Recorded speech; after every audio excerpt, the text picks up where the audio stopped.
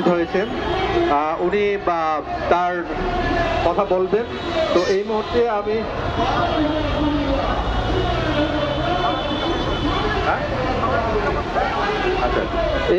আমি সভাপতি বক্তব্য রাখার জন্য অনুরোধ করছি মানবাধিকার কর্মী মুমতাসির রহমানকে। আমরা প্রতিবাদ ধন্যবাদ রুমেল ভাই। আজকে আমরা এখানে সবাই জমায়েত হয়েছি বাউল শিল্পী আবুল সরকারের মুক্তির দাবিতে, এবং এটা যেটা বাংলাদেশে এখন হচ্ছে এটা খুব একটা ন্যাক্কারজনক ঘটনা এবং খুবই উদ্বেগজনক ঘটনা যে তার মতো একজন বাউল শিল্পীকে ধর্ম অবমাননা এবং কটূক্তির অভিযোগে এভাবে গ্রেফতার করা হয়েছে এবং তাকে এভাবে তার অনুসারীদেরকে যেভাবে আক্রমণ করা হচ্ছে, অত্যাচার করা হচ্ছে, এটা বাংলাদেশের যে নাগরিক অধিকার, মানবাধিকার এবং টোটাল গণতন্ত্রকে আসলে গণতান্ত্রিক পরিবেশকে আসলে ক্ষুণ্ণ করছে। ভিন্ন মতের মানুষদের আসলে কোন রকম মত প্রকাশে যে স্বাধীনতা ওই জায়গাটা সংকুচিত হয়ে আসছে। এমন বাংলাদেশ আমাদের মোটেও কাম্য ছিল না। আমরা চেয়েছিলাম একটা বৈষম্যহীন বাংলাদেশ। উল্টো যে এরকম একটা নিপীড়নমূলক দমনমূলক একটা নতুন ফাঁসিবাদী একটা পরিবেশ সৃষ্টি করছে যা বাংলাদেশকে একটা অন্ধকার যুগের দিকে নিয়ে চলে যাচ্ছে।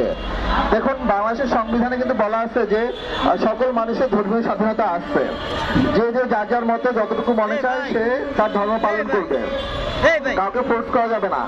মানুষের কাছে তার ধর্মীয় যে চিন্তা ভাবনা সেটা সে প্রকাশ করতেই পারে, কিন্তু তাই বলে তাকে এভাবে আক্রমণ করা, গ্রেফতার করে নিয়ে যাওয়া, আমাদের গভর্নমেন্ট কিভাবে পারলো যে এরকম বিশেষ করে আমাদের বিশ্বনন্দিত নোবেল বিজয়ী ইউনূস সরকার এখন ইউনূস সাহেব এখন চিফ অ্যাডভাইজার, এবং এত হচ্ছে আমরা যাদেরকে দেখি যে এত বড় বড় অধিকার কর্মী, তারা থাকা অবস্থায় এরকম একটা জিনিস হইতে পারে বাংলাদেশে, এটা আসলে আমরা ভাবতেই পারি না। এটা আমরা যেই আশা আকাঙ্ক্ষা নিয়ে জুলাইতে নেমেছিলাম সেই জুলাইয়ের সাথে একটা বেইমানি হয়েছে। আমরা যে নতুন বাংলাদেশের স্বপ্ন দেখেছিলাম তার সাথে একটা বেইমানি হয়েছে। এই ধরনের অবিচার, অন্যায় আমাদের অবিলম্বে বন্ধ করতে হবে এবং বাউল সরকারকে মুক্ত করতে হবে। শুধু বাউল আবুল সরকার না, আমরা যেটা দেখতেছি যে এই যে শতাধিকের উপরে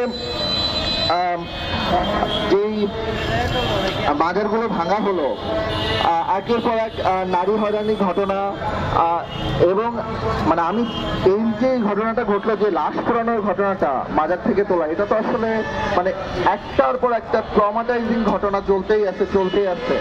এভাবে আর কত, এটা তো বাংলাদেশ তো আসলে বসবাসের অযোগ্য হয়ে যাচ্ছে।